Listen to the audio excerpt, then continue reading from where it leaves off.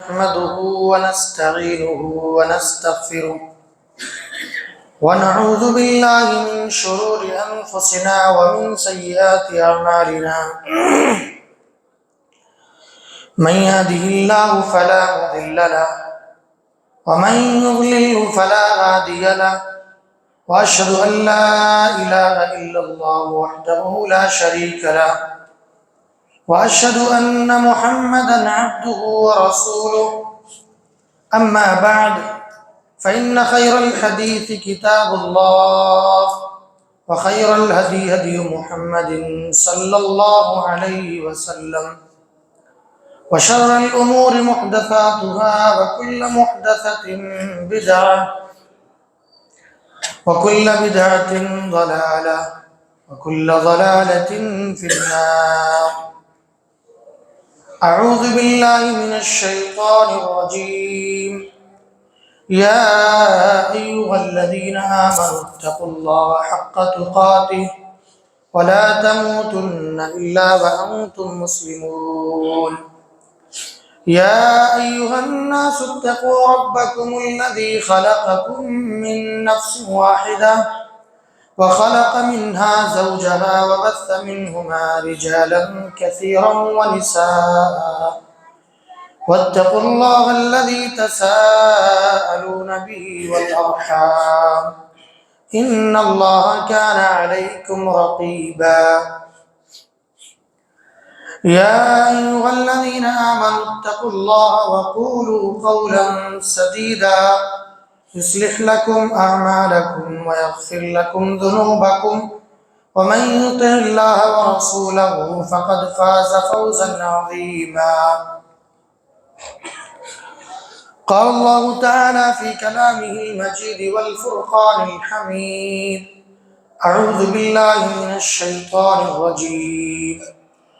يا أيها الذين آمنوا إن جاءكم فاسق بنبأ فتبينوا أن تصيبوا قوما بجهالة فتصبحوا على ما فعلتم نادمين. وقال النبي صلى الله عليه وسلم قال الله تعالى أنا عند ظن عبدي بي إن ظن بي خيرا فله وإن ظن شرا فله. محترم حاضرین جمعہ، میرے بھائیوں، بزرگوں، دوستوں، عزیز بچوں، پردہ-نشین ماؤں اور بہنوں، جس معاشرے میں ہم اٹھتے بیٹھتے ہیں، جیتے ہیں، کوئی بھی معاشرہ ہو، ہر معاشرے کے لوگ، سماج کے لوگ اس بات کو پسند کرتے ہیں کہ ان کے معاشرے میں، سماج میں امن اور سلامتی، شانتی، سکون باقی رہے. ظاہر سی بات ہے، یہ ہر انسان کی فطرت ہے کہ وہ سکون کو پسند کرتا ہے، امن کو پسند کرتا ہے، سلامتی والے معاشرے میں جینا چاہتا ہے. اگر کسی معاشرے میں سلامتی نہیں ہے، وہاں پر امن و سکون نہیں ہے، آئے دن لڑائیاں جھگڑے ہیں، فتنے فسادات ہیں، ایک دوسرے سے دشمنی ہے، تو اس معاشرے میں ایک بہترین اور خوددار شخص جو ان چیزوں کو پسند نہیں کرتا، ظاہر سی بات ہے وہ وہاں سے رخصت ہو جائے گا، کوچ کر جائے گا، سفر کر جائے گا، وہاں رہنا پسند نہیں کرے گا.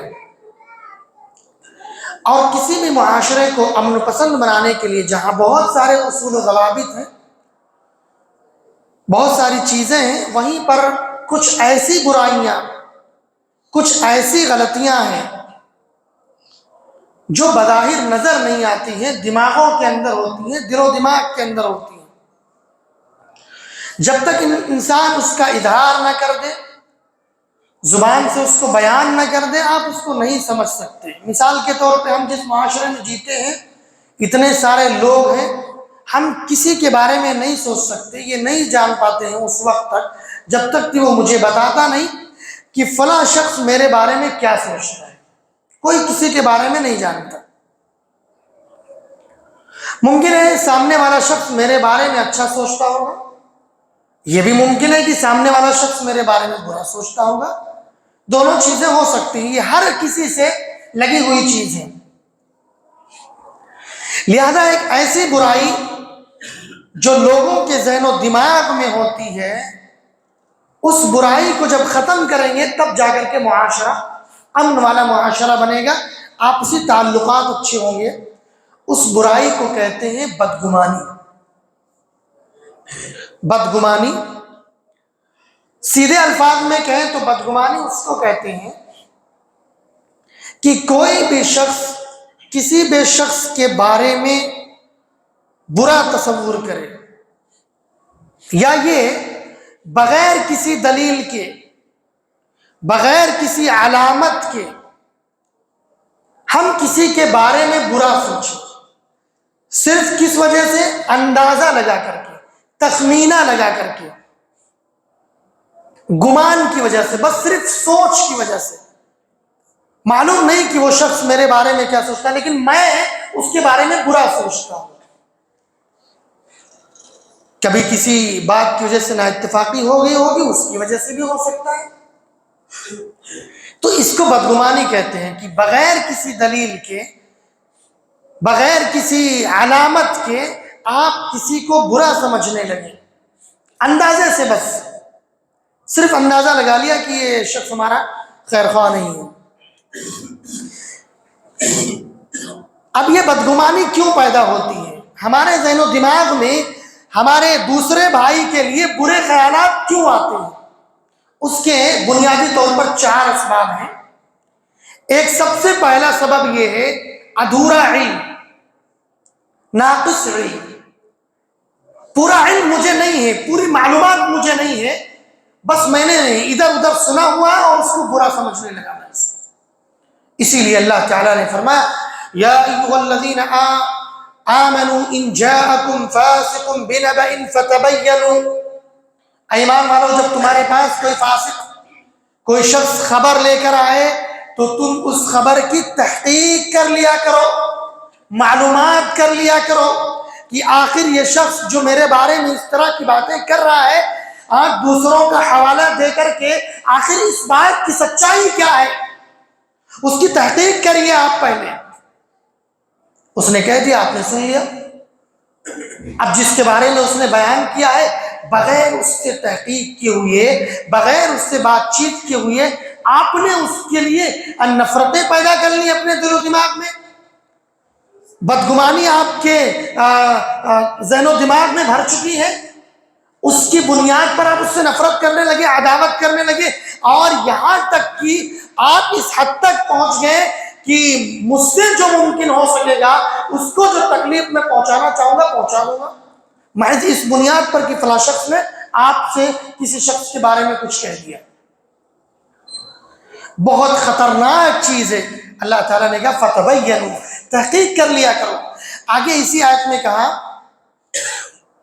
علی ما فعلتم فتصبحوا علی ما فعلتم نادمین، اس بدگمانی کی وجہ سے، اس خبر کی وجہ سے جس کی آپ نے تحقیق نہیں کی، اپنے ذہن و دماغ میں برا خیال کر لیا اور پھر لڑائی پر آ گئے، بعد میں جو حقیقت کھلی، واضح ہوا، معلوم ہوا کہ حقیقت تو کچھ اور ہے، میں تو کچھ اور ہی سوچ رہا تھا، تو تم نادم ہو جاؤ گے، شرمندہ ہو جاؤ گے۔ علی ما فعلتم نادمین، تمہیں شرمندگی نہ اٹھانی پڑ جائے اس بات۔ اور عموماً ہمارے معاشرے میں یہی ہوتا ہے، ہم سوچتے کچھ ہیں، دوسرے کو برا سوچتے ہیں، غلط سمجھتے ہیں، اور جب بعد میں پوری بات سامنے آتی ہے، حقیقت سامنے آتی ہے، تو پتہ چلتا ہے ہم تو کچھ اور ہی سوچ رہے تھے۔ یہ بہت بڑا گناہ ہے، اسی کو بدگمانی کہتے ہیں۔ اسی طرح دوسرا ایک سبب یہ ہے، انسان کسی کے بارے میں برا کیوں سوچتا ہے؟ منفی سوچ کی وجہ سے، نگیٹو تھنکنگ جس کو ہم کہتے ہیں۔ مثال کے طور پہ جب ہماری سوچ منفی ہوتی ہے، غلط ہوتی ہے، مثبت نہیں ہوتی، نگیٹو سوچ ہو جاتی ہے، تو ہم اچھی سوچ کو بھی، اچھی چیز میں بھی ہم کو برائی نظر آتی ہے۔ مثال کے طور پہ کوئی رشتہ دار آپ کی زیادہ خیر خواہی کرنے لگا، آپ سے تعلقات بڑھانے لگا، آپ سے اچھی گفتگو کرنے لگا، آپ کی مہمانداری کرنے لگا، آپ کو ماننے جاننے لگا. اب نگیٹو سوچ کی وجہ سے، منفی سوچ کی وجہ سے آپ سوچنے لگے آخر یہ ایسا کیوں کر رہا ہے، کچھ تو بات ہے، کچھ مفاد جڑا ہوا ہے، ایسا لگتا ہے کچھ فائدہ اٹھانا چاہ رہے ہیں شخص سے. حالانکہ سامنے والے کے دماغ میں ایسا کچھ نہیں ہے، لیکن مسلسل آپ کی نگیٹو سوچ کی وجہ سے، منفی سوچ کی وجہ سے آپ کے دماغ میں یہ ساری چیزیں آنی شروع ہو جاتی ہیں.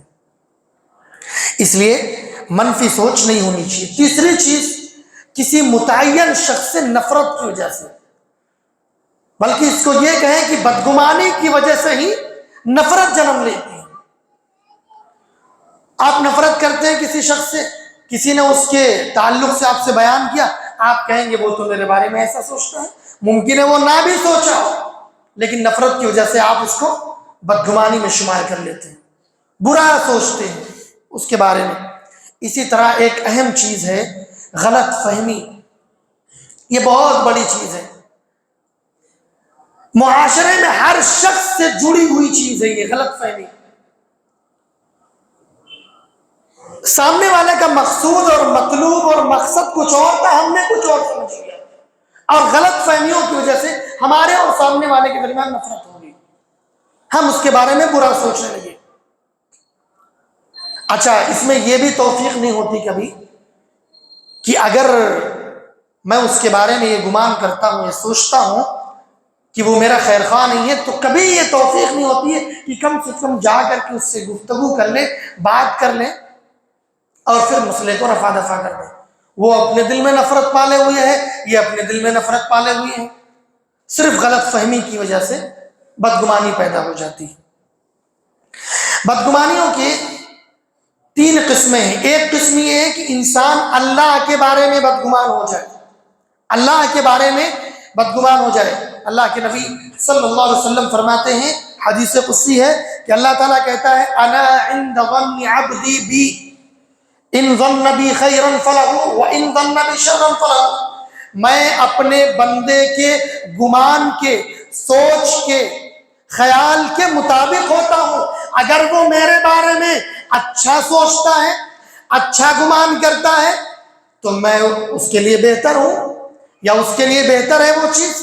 اگر میرے بارے میں برا خیال کرتا ہے، بدگمانی پالے ہوئے ہے، بری سوچ رکھتا ہے، تو اس کے حق میں برا ہے. اسی طرح ایک دوسری قسم یہ کہ بدگمانی اللہ کے نبی صلی اللہ علیہ وسلم کے بارے میں بدگمان ہونا، یعنی یہ سوچنا کہ آیا اللہ کے نبی صلی اللہ علیہ وسلم نے ہمارے لیے شریعت اسلامیہ کو مکمل طور پر نہیں پہنچایا، نعوذ باللہ، یہ سوچنا، یا اسی طرح سے یہ خیال کرنا کہ یہ سچے رسول نہیں ہیں، یا اسی طرح سے یہ خیال کرنا کہ قرآن مجید کی جو آیتیں ہیں یہ اللہ کے نبی صلی اللہ علیہ وسلم کا کلام ہے، انہوں نے اپنی طرف سے گڑھ لیا ہے، یا یہ سوچنا کہ اللہ کے نبی صلی اللہ علیہ وسلم کے بعض فیصلے ان کی زندگی میں غلط ہوئے، نعوذ باللہ. یہ بدگمانی ہے، یہ کبھی نہیں سوچنا چاہیے، جو کہ حرام ہے. صحیح بخاری کے اندر موجود ہے، غزوہ حنین کے موقع پر عبداللہ بن مسعود رضی اللہ تعالیٰ عنہ روایت کے راوی ہیں، وہ کہتے ہیں کہ غزوہ حنین کے بعد اللہ کے نبی صلی اللہ علیہ وسلم نے مال غنیمت کو تقسیم کرنا شروع کیا، تو کچھ لوگوں کو زیادہ دیا، اس کی الگ مصلحتیں ہیں، وہ الگ ٹاپک ہے. جیسے کہ اقرا بن حابس، عیینہ بن حسین، ان لوگوں کو 100 اونٹ دیے. اسی طرح اشراف عرب کو بھی زیادہ دیا، کچھ مصلحت اس کی الگ حکمتیں رہی ہوں گی. اس تقسیم پر معتب بن قشیر جو کہ منافق تھا، اس نے کہا کہ اللہ کے رسول نے، یعنی نبی کریم جناب محمد رسول اللہ صلی اللہ علیہ وسلم نے انصاف سے کام نہیں لیا. اتنا بڑا بہتان لگا. اس نے کہا اللہ کے نبی نے انصاف سے کام نہیں لیا ہے، ناانصافی کی ہے، اور اللہ کی خوشنودی کو، اللہ کی رضامندی کو ملحوظ خاطر نہیں کیا. جب عبداللہ بن مسعود رضی اللہ تعالیٰ عنہ نے اس بات کو سنا تو بہت غصے ہوئے، اور کہا کہ میں اس بات کو جا کر کے اللہ کے نبی صلی اللہ علیہ وسلم سے ضرور بتلاؤں گا کہ معتب بن قشیر آپ کے بارے میں ایسی گفتگو کر رہا ہے، کہ نبی نے انصاف نہیں کیا؟ جب عبداللہ بن مسعود نے آپ سے بیان کیا تو آپ نے فرمایا فَمَن يَعْدِلْ إِذَا لَمْ يَعْدِلِ اللَّهُ وَرَسُولُهُ، کون ہے جو انصاف کرے گا اگر اللہ اور اس کے رسول بھی انصاف نہ کرے؟ یعنی اللہ اور اس کے رسول اگر انصاف کرنا چھوڑ دے تو کون انصاف کرے گا؟ دنیا سے انصاف اٹھ جائے گا۔ لیکن بدگمانی کی وجہ سے اس منافق نے ایسی بات کی۔ اس کے بعد آپ نے فرمایا رحم اللہ موسیٰ قد اوذی باکثر من ھذا فصبر، اللہ رب العالمین موسیٰ علیہ السلام پر رحم کرے، ان کو اس سے زیادہ تکلیف دی گئی، یعنی اس سے بھی برا بھلا کہا گیا۔ معتب بن قشیر نے تو میرے بارے میں ایسی بات کہہ دی کہ میں نے انصاف نہیں کیا، موسیٰ پر اللہ رحم کرے ان کو اس سے بھی زیادہ تکلیفیں دی گئی۔ انہوں نے صبر کیا، فصبر، موسیٰ نے صبر کیا، میں بھی صبر کروں گا۔ تو یہ بدگمانی کی وجہ سے معتب بن قشیر نے اتنی بڑی بات کی۔ اسی طرح لوگوں کے بارے میں بدگمانی کرنا، جو اہم ٹاپک ہے معاشرے کا، لوگوں کے بارے میں بدگمانی کرنا۔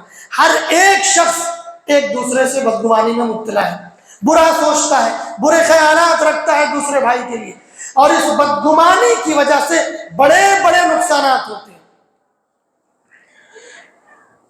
دوسروں کے بارے میں برا سوچنا بغیر کسی دلیل کے، بغیر کسی علامت کے، یہ حرام ہے۔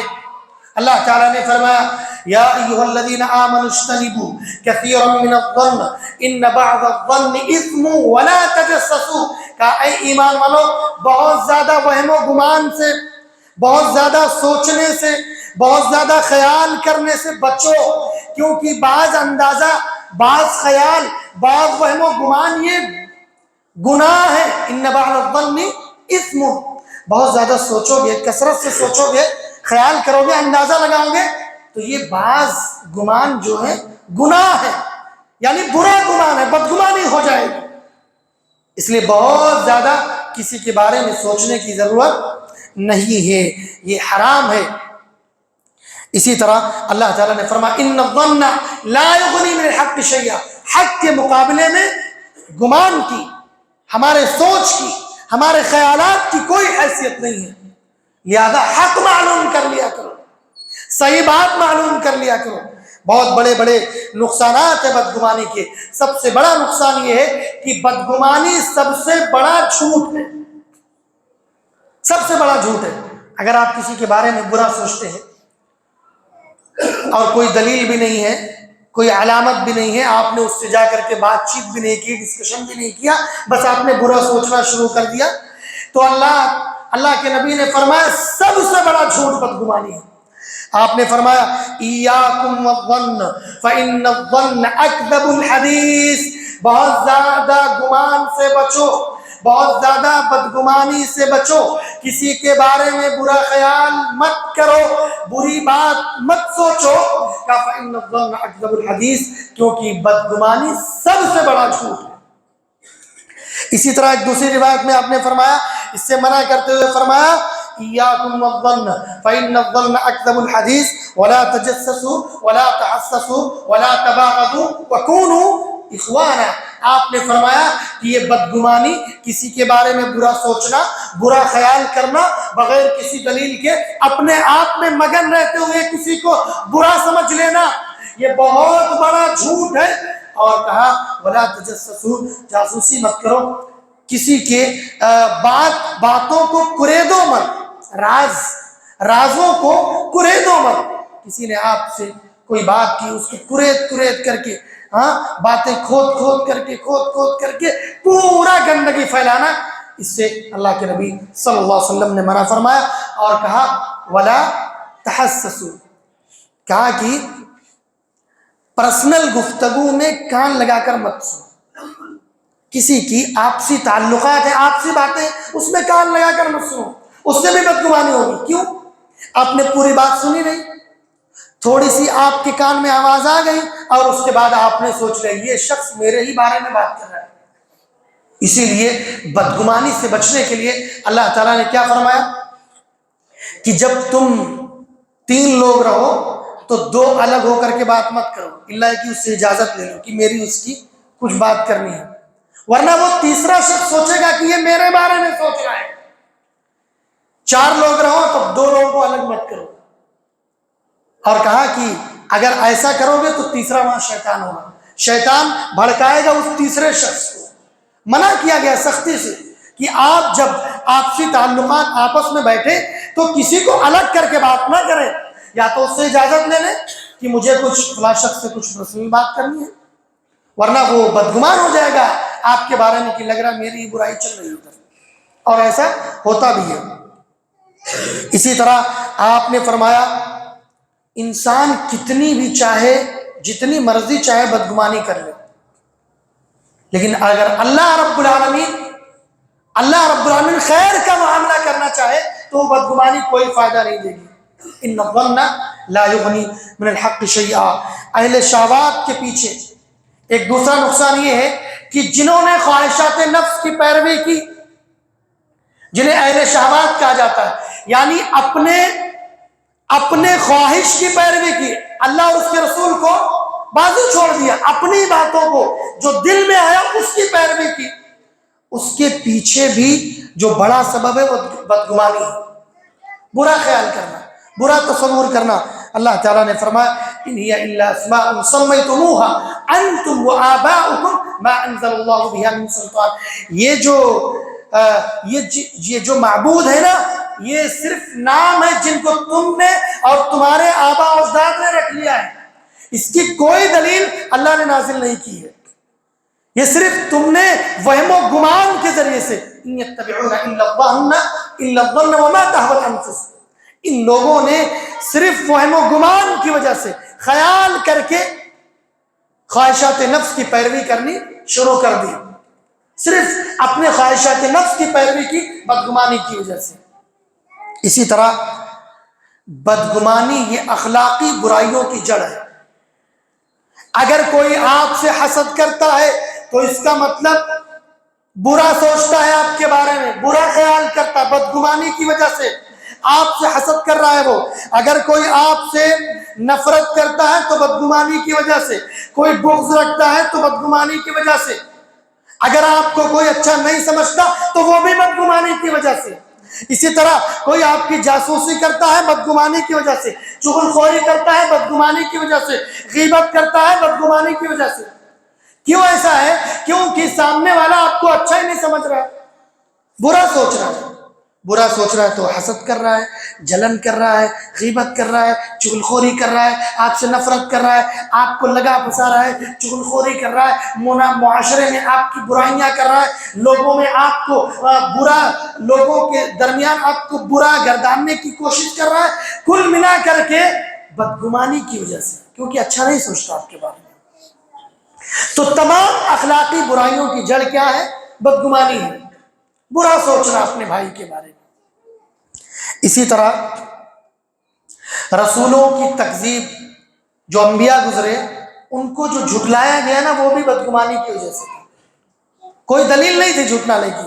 مثال کے طور پہ میں یہ کہتا ہوں کہ میں ایک سچا آدمی ہوں، ایک مثال دیتا ہوں، آپ کہتے ہیں نہیں میں آپ کو برا تصور کرتا ہوں، میں پوچھوں گا نا کہ آخر کیوں آپ برا تصور کرتے ہیں؟ کوئی تو وجہ ہوگی، کوئی تو دلیل ہوگی، کوئی دلیل نہیں ہے لیکن آپ برا سمجھتے ہیں، اچھا سمجھتے نہیں ہیں، بدگمانی۔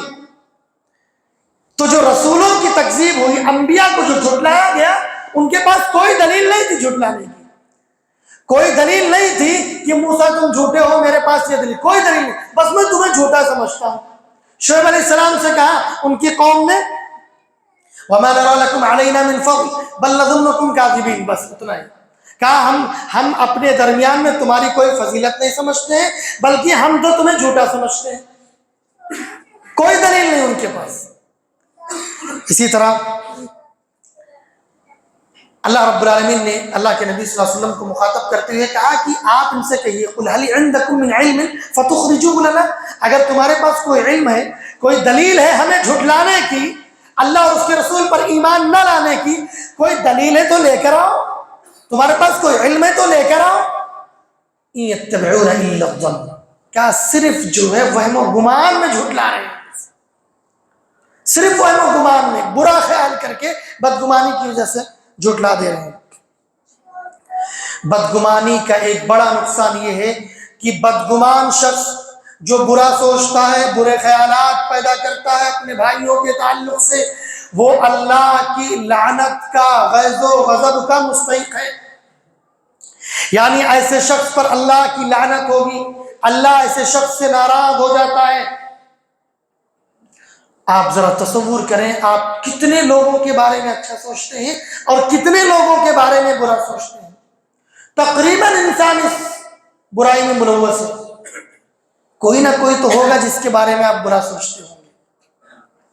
تقریباً لوگ اس میں ملوث ہیں اور کوئی دلیل نہیں ہوتی ہے، بس سنی سنائی بات پر عمل کرتے ہوئے۔ تو کہا بدگمان جو شخص ہوتا ہے اس پر اللہ کی لعنت ہوتی ہے، اللہ کے عذاب کا مستحق ہوتا ہے۔ اللہ تعالیٰ نے فرمایا وَيُعَذِّبَ الْمُنَافِقِينَ وَالْمُنَافِقَاتِ وَالْمُشْرِكِينَ وَالْمُشْرِكَاتِ الظَّانِّينَ بِاللَّهِ ظَنَّ السَّوْءِ عَلَيْهِمْ دَائِرَةُ السَّوْءِ وَغَضِبَ اللَّهُ عَلَيْهِمْ وَلَعَنَهُمْ وَأَعَدَّ لَهُمْ جَهَنَّمَ وَسَاءَتْ مَصِيرًا۔ اور تاکہ اللہ تعالیٰ منافق مردوں کو، منافق عورتوں کو عذاب دے، اور مشرک مردوں کو، مشرک عورتوں کو عذاب دے، جو برا گمان کرتے ہیں، برا سوچتے ہیں، اللہ کے بارے میں بھی برا بدگمانی کے مرتکب ہیں۔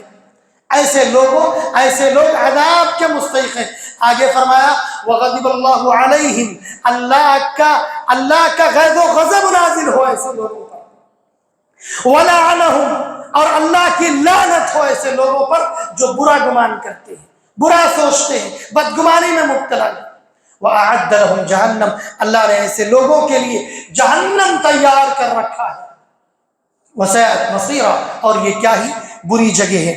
اسی طرح بہت سارے نقصانات ہیں۔ بدگمانی کی وجہ سے بہترین اچھے کھیلتے، ہنستا کھیلتا پریوار برباد ہو جاتا ہے۔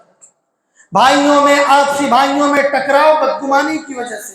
ہم نے برا سوچ لیا اپنے بھائی کے بارے میں، کبھی یہ خیال نہیں ہوا کہ ذرا سا جو لوگوں نے میرے بھائی کے تعلق سے جو برائیاں بیان کی ہیں، جو میرے ذہن و دماغ میں بھر دیا ہے، ذرا سی توفیق ہو جائے اپنے بھائی سے جا کر کے سلام کلام کر کے کچھ باتیں کر لوں، گفتگو کر لوں، بھائی میرے بارے میں ایسا کیوں سوچتے ہو، میں تو آپ کے بارے میں اچھا سوچتا، اچھا خیال کرتا ہوں۔